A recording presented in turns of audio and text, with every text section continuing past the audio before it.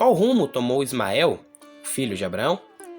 Para onde foram seus descendentes e onde eles estão hoje? Seriam eles os palestinos? Será que Ismael foi salvo? Veremos nesse vídeo que, mesmo Ismael não sendo filho da promessa, ainda assim ele foi abençoado por Deus, ele e os seus descendentes. Seja muito bem-vindo ao canal Estudando a Bíblia, e hoje comentaremos Gênesis 25 e os descendentes de Ismael. Ismael nasceu mediante a ação precipitada de Abraão e Sara em cumprir a promessa divina de dar um filho a Abraão. Então, ele não era o filho da promessa. Mas isso não significa que Deus não tenha feito promessas a ele e as cumprido. No capítulo 16, o anjo do Senhor diz à sua mãe que multiplicaria a sua descendência, de modo que ela não seria contada.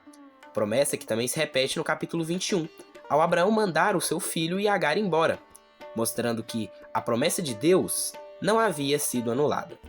Deus prometeu fazer de Ismael, por ser filho de Abraão, uma grande nação, e ele realmente cumpriu o que prometeu, apesar de Ismael não ser o filho da promessa. Deus havia dito que Ismael geraria 12 príncipes e o frutificaria. No capítulo 25, o autor de Gênesis não esquece disso, e cita os nomes dos 12 filhos de Ismael.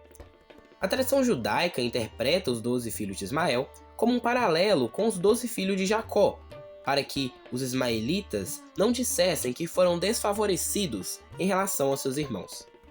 Assim como Israel teria 12 tribos, Ismael também teria 12 príncipes, para que nenhuma nação pudesse dizer que foram mais abençoadas do que os outros. O autor nos dirá que os filhos de Ismael habitaram desde Havilá até Sur, na direção da Assíria, o que seria uma vasta área desértica que ia do sul da Arábia até o Egito, e provavelmente as suas fronteiras se estendiam rumo ao nordeste, em sentido à Mesopotâmia. Algumas tradições antigas no português arcaico traduzem o versículo 16 como se eles habitassem em castelos. Porém, atualmente a maioria das traduções coloca eles em acampamentos ou povoados, o que é mais fiel com o sentido hebraico das palavras. Os ismaelitas viviam em acampamentos nômades e alguns povoados, criando caravanas de comércio entre Egito, Mesopotâmia e Arábia. Como vemos, por exemplo, José ser vendido por caravanas ismaelitas e ir parar no Egito. Alguns deles também atuavam como guerreiros e saqueadores. Essas tribos ismaelitas se espalharam pelo norte e centro da Arábia e passaram a ser vistos como ancestrais dos árabes do norte, os adnanitas.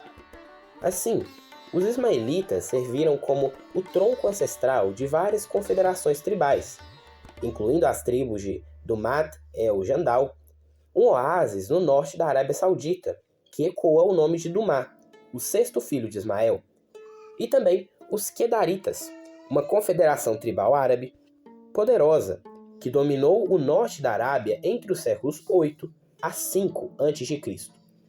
Os Quedaritas são provavelmente descendentes de Quedar, o segundo filho de Ismael. Eles eram temidos e respeitados como arqueiros e guerreiros. Foi talvez a mistura dos ismaelitas com edomitas e arameus que tenha originado os nabateus, um povo de origem semítica que falava árabe antigo.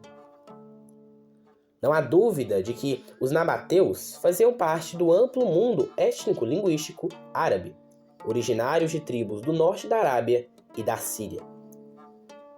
No século IV a.C., eles migraram para a região de Petra, atual Jordânia, e se fixaram ali, dominando rotas comerciais. No século I a.C., Petra se tornou o centro comercial e cultural, misturando a cultura árabe, aramaica, grega e romana. Até que em 106 d.C., o imperador Trajano anexou o reino nabateu, o transformando na província da Arábia Petréia. Juntos, esses povos formaram o núcleo do que chamamos árabes do norte, os ancestrais de populações árabes modernas.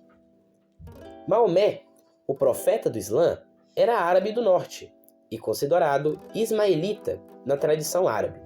Ela diz que Nebaiote, primogênito de Ismael, foi antepassado de Adnan, o antepassado dos árabes adnanitas, que, por sua vez, foi antepassado de Maomé. Maomé é dos filhos de Adinã, descendentes de Nebaiote, filho de Ismael, filho de Abraão. Então, hoje, não existe uma nação exclusivamente descendente de Ismael, pois os ismaelitas se fundiram com outras tribos semitas ao longo dos séculos, o que formou as populações árabes do norte, que habitam principalmente na Arábia Saudita, Jordânia, Síria, Iraque, Kuwait, Palestina e, em parte, nos Emirados Árabes e Catar. Voltando para Ismael, o texto nos diz que ele morre aos 137 anos. O curioso é que o autor usa a expressão "e ele foi reunido ao seu povo", uma expressão que é usada na morte dos patriarcas, como Abraão, Isaque e Jacó. Alguns veem nesse texto um indício de que Ismael pode ter se reconciliado com o Deus de Abraão antes da sua morte e foi salvo também. Disso, aprendemos que Ismael se arrependeu de seus maus caminhos e permitiu que Isaque fosse o principal no enterro. Gênesis 25 nos ensina que Deus é fiel não apenas aos escolhidos centrais, mas a todos aqueles que fazem parte do seu plano. Mesmo alguém aparentemente marginalizado ou rejeitado, ainda assim carrega a dignidade de ser lembrado e abençoado pelo Criador.